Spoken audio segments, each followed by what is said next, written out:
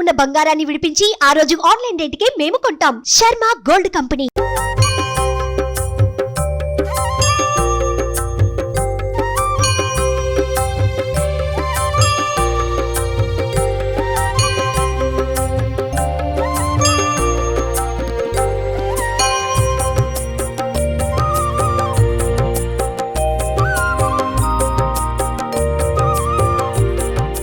Hi నమస్తే, welcome to Suman TV. ప్రస్తుతం నేను తిరుపతికి అతి సమీపంలో ఉన్నటువంటి నారాయణవనం దగ్గర ఉన్నాను.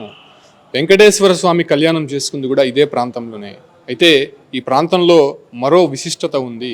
నిజంగా ఇక్కడ ఉన్నటువంటి ఒక ఆలయము అందరినీ కొంత ఆలోచింపజేసేటువంటి అంశంగా మారింది. దత్తాత్రేయ రూపంలో సొరకాయల స్వామి అనేటువంటి ఒక వ్యక్తి ఇక్కడ సంచరిస్తూ ఇక్కడ ఉన్నటువంటి అభాగ్యులకు, అనాథలకు, వాళ్ళకందరికీ కూడా ఒక అండగా నిలుస్తూ కూడా అదేవిధంగా ఆరోగ్యంగా లేనటువంటి వారికి ధన్వంతరిగా అయ్యి ఆయన ఒక పేరు నిలబెట్టుకున్నారు. ఆయన 300 సంవత్సరాలకు పైగా జీవించినట్టు ఇక్కడ చరిత్ర చెబుతోంది. ప్రస్తుతం నేను అక్కడే ఉన్నాను. ఈయన పేరు సొరకాయల స్వామి అంటారు. ఈయనకి నైవేద్యంగా సొరకాయలు సమర్పిస్తుంటారు. అదే రకంగా ఏదైనా కోరికలు కోరితే కోరికలు తీరిన తర్వాత సొరకాయల్ని ఆయనకి నైవేద్యంగా అందిస్తుంటారు. అదే ప్రాంతంలో ఉన్నాను. చూడొచ్చు, ఈ ఆలయం మొత్తం కూడా సొరకాయలతో నిండిపోయి ఉంటుంది. భక్తులు కోరికలు కోరేటప్పుడు కూడా సొరకాయలు ఇక్కడ తెచ్చి కడుతూ ఉంటారు. కోరిన తర్వాత ఈ సొరకాయలని మళ్ళీ తిరిగి కడుతూ ఉంటారు.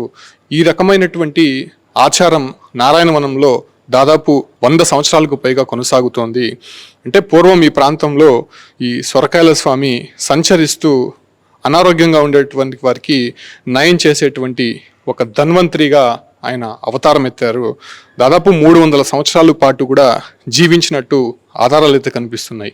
అయితే ఈ ప్రాంతంలో సొరకాయ బుర్రతో తిరుగుతూ భిక్షాటన చేస్తూ ఇక్కడ ఉన్నటువంటి పాపాలను పోగొట్టేటువంటి స్వామిగా అవతారం అయితే ఎత్తారు. అంటే మనం చూడొచ్చు, ఈ యొక్క అగ్నిహోమం ఏదైతే ఉంటుందో ప్రత్యేకించి గురువుల దేవాలయాల్లో కావచ్చు, అంటే అక్కడ ఉన్నటువంటి సమాధుల వద్ద ఈ అగ్ని జ్వాలలు అంటే హోమం అనేది ఎప్పుడు కూడా నిరంతరం కొనసాగుతూనే ఉంటుంది. అదే రకంగా ఈ సొరకాయల స్వామి ఆలయంలో ఈ ఒక్క హోమం అనేది ప్రతినిత్యం కూడా మండుతూనే ఉంటుంది. వచ్చేటువంటి భక్తులంతా కూడా ఇక్కడికి వచ్చి ఆ హోమంలో కట్టిపుల్లలు వేస్తూ ఉంటారు. మనం ఒకసారి ఆలయం లోపలికి వెళ్దాం. ఆలయం లోపల ఆయన జీవసమాధి అయినారు. జీవసమాధితో పాటు లోపల కొన్ని గ్రంథాలతో పాటు అంటే ఉన్నటువంటి గురువులు ఏవైతే ఉన్నారో ఆ గురువులకు పరంపరగా వస్తున్నటువంటి ఈ సొరకాయల స్వామికి సంబంధించి కూడా కొంత చరిత్ర అనేది తెలుసుకునే ప్రయత్నం చేస్తాము. అంటే ఈయన అరుణా నది నుండి కూడా చిన్న చిన్న రాళ్ళను తీసుకొని వచ్చి ఇప్పుడు మనం ఏదైతే ఉన్నామో అక్కడ కనిపిస్తున్నటువంటి సమాధి ఏదైతే ఉందో ఆ ప్రాంతంలో వేసి తాను జీవ సమాధి అవుతున్నానని చెప్పి కూడా ఈ ఒక్క ప్రాంతంలో ఆ రాళ్ళు తెచ్చి ఆయనే సమాధి కట్టుకునేటువంటి ప్రయత్నం అయితే చేశారు. ఈయన దాదాపు 1902 ఆగస్టు 9న ఇక్కడ సమాధి అయినట్టే అయితే చరిత్ర చెబుతోంది. ముఖ్యంగా ఈ యొక్క ప్రాంతం ఏదైతే ఉందో అక్కడ పద్మావతి వెంకటేశ్వర స్వామి కళ్యాణం చేసుకున్నటువంటి ప్రాంతం ఇది నారాయణవనం. ఈ ఆలయానికి ఎదురుగా ఉన్నటువంటి ప్రాంతమే కళ్యాణ వెంకటేశ్వర స్వామి. ఇది టీటీడీ పరిధిలో ఉంటుంది. ఆలయానికి దగ్గరలోనే ఈ యొక్క సొరకాయల స్వామి ఆలయం అనేది మనం చూస్తున్నాం. ముఖ్యంగా పద్మావతి అమ్మవారు బంగారు పద్మంలో ఆవిర్భవించినటువంటి ప్రాంతంలోనే సొరకాయల స్వామి సమాధి అయినట్టయితే చరిత్ర చెప్తోంది. ఆ ఒక్క ప్రాంతంలోనే మనం ఉన్నాము.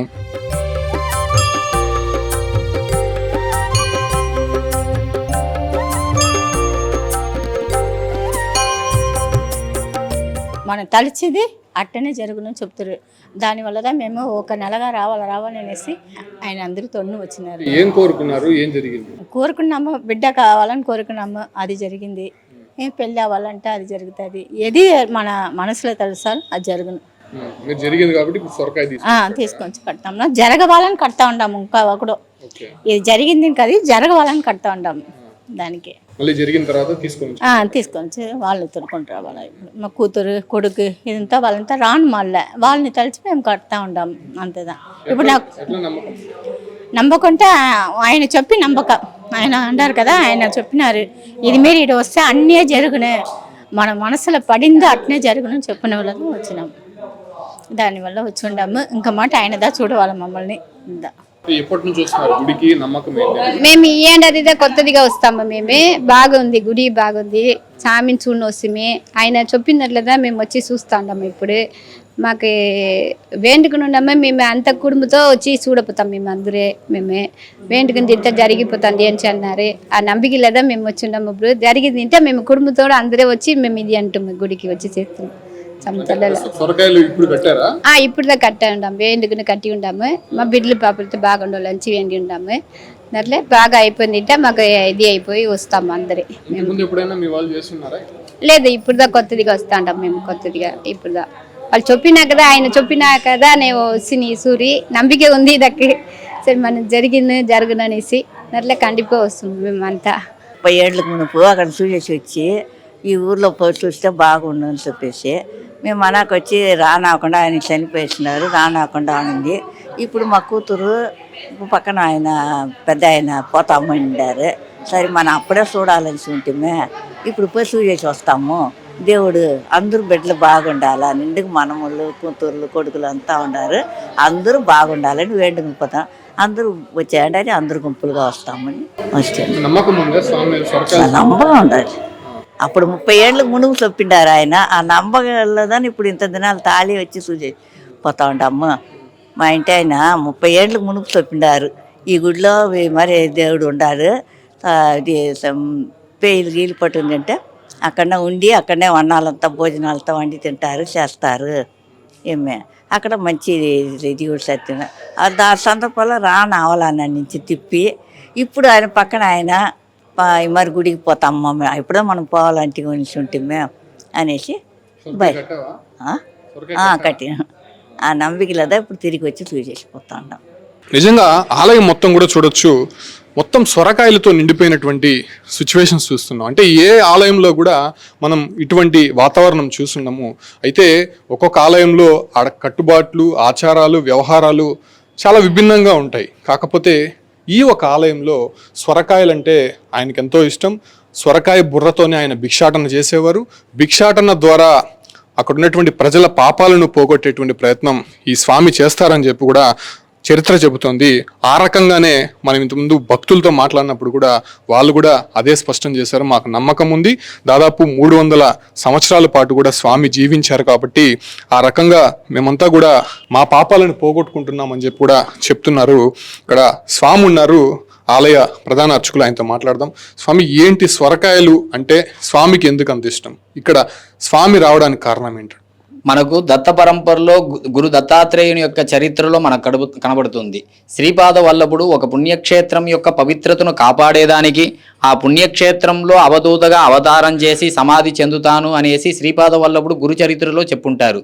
సాక్షాత్తు పద్మావతి అమ్మవారు, మహాలక్ష్మి అమ్మవారు ఆకాశరాజ కుమార్తెగా పద్మావతి అమ్మవారుగా అవతారం చేసిన ఈ పుణ్యక్షేత్రంలో అవధూతగా సొరకాయ స్వామివారు, దత్తాత్రేయుడు సొరకాయ స్వామివారుగా అవతారం చేసి సమాధి చెందిన క్షేత్రము. ఇది చాలా విశేషమైనటువంటి క్షేత్రము.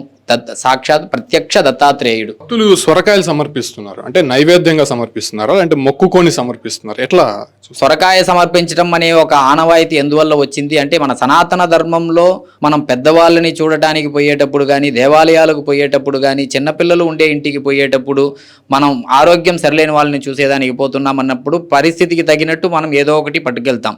ఇప్పుడు దేవాలయాలకు పోతున్నాము అన్నప్పుడు టెంకాయ, కొబ్బరికాయ, పూజ సామాగ్రి తీసుకుపోతున్నాము. చిన్నపిల్లలు ఉండే ఇంటికి పోతున్నాము, బిస్కెట్స్, చాక్లెట్స్ ఈ విధంగా తీసుకుపోతున్నాము. పెద్దవాళ్ళని చూసేదానికి పోతున్నామంటే వాళ్ళు ఏం వాడుకుంటారో దాన్ని బట్టి మనం తీసుకుపోతాము. అదేవిధంగా ఆరోగ్యం సరిలేని వాడిని చూసేదానికి పోతామంటే పండ్లు ఇలాంటివి మనం పట్టుకెళ్తాం. ఇక్కడ స్వామివారు సొరకాయ బుర్రని వాడుకున్నాడు. సొరకాయ బుర్రని వాడుకున్నాడు కాబట్టి మనం సొరకాయ బుర్రను అందించడంగా భావించి, ఈ తరానికి సొరకాయ బుర్ర దొరకదు కాబట్టి సొరకాయని మనం స్వామివారికి సమర్పిస్తున్నాం. దాన్ని కూడా మనం ప్రేమతో ఏది సమర్పిస్తామో దాన్ని స్వామివారి స్వీకరించి మనకు అనుగ్రహిస్తున్నారు అనేది ఇక్కడ ఒక సంప్రదాయంగా కొనసాగుతుంది. ఈ విషయం గురు దత్తాత్రేయ చరిత్రలో కూడా 15వ అధ్యాయంలో కనబడుతుంది.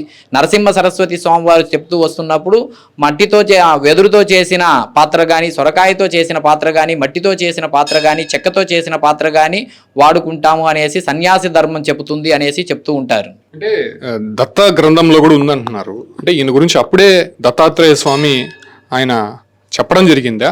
ఆయన రూపమే అంటారు? ఆయన ప్రతిరూపమే.